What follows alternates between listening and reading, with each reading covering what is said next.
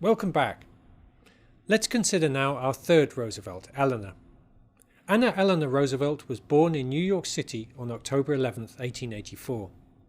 Her father was Elliot, Theodore Roosevelt's younger brother, and her mother was Anna Hall, a member of the distinguished Livingston family. Both her parents died when she was a child, and Eleanor spent most of her childhood with her grandmother. She received a very traditional education, and at the age of 15 she was sent to Allenswood, a girls' school in England.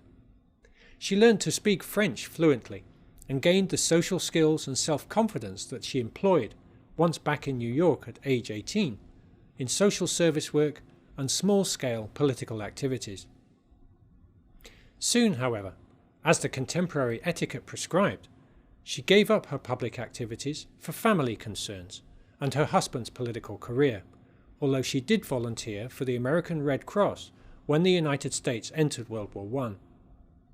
After Franklin was stricken with polio in 1921, Eleanor increased her political activism to both help him maintain his interests and to assert her own personality and goals. In this period, she pursued many of the interests that would characterize her entire life, participating in the League of Women Voters, the Women's Trade Union League, and the Women's Division of the New York State Democratic Committee. When her husband won the presidency, E.R. feared a new life of endless receptions and ceremonial duties. Instead, her unique qualities allowed her to both play the First Lady role with impeccable style and know-how, and revolutionize the world's public presence. She was the First Lady to hold her own female-only press conferences, to criticize American private organizations and public agencies for their racial discrimination, and to actively pursue her own political agenda focused on the advancement of women's, workers, and civil rights. Throughout FDR's presidency, Eleanor traveled extensively around the nation, visiting relief projects, surveying working and living conditions, and reporting her observations to the president. She was called the president's eyes, ears, and legs, a source of first-hand information for FDR. Eleanor involved the public in her exploits and adventures through her daily syndicated column, My Day, which she wrote continuously from 1935 until her death in 1962. During World War II, she served as Assistant Director of the Civilian Defense Program from 1941 to 1942, and she visited Europe and the South Pacific to foster goodwill among the American Allies and to boost the morale of US servicemen overseas. In doing so, she gained widespread popularity at home and international prominence abroad.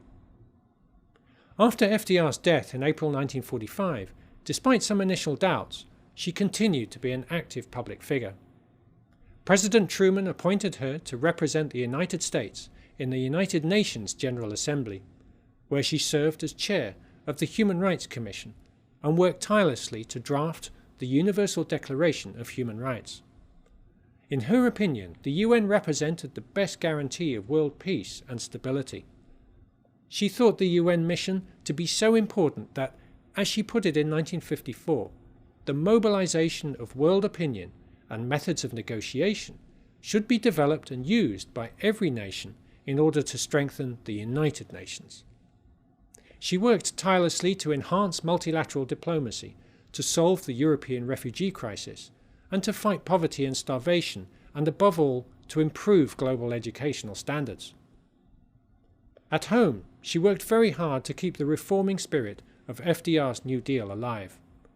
In particular, she grasped the potential of the mass media as a way to reach out and inform her fellow citizens. In great demand as a public speaker, she hosted her own radio and TV shows and was an incredibly prolific writer, with thousands of articles and dozens of books to her credit, including a popular multi-volume autobiography.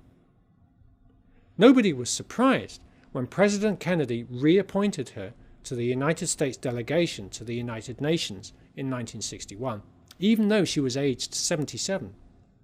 Under the young Democratic president, she also served as a member of the National Advisory Committee for the Peace Corps and chair of the President's Commission on the Status of Women.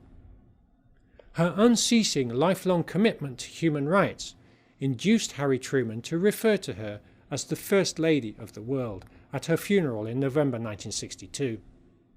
There were few women in the history of the US who had worked for and inspired others as much as Eleanor had.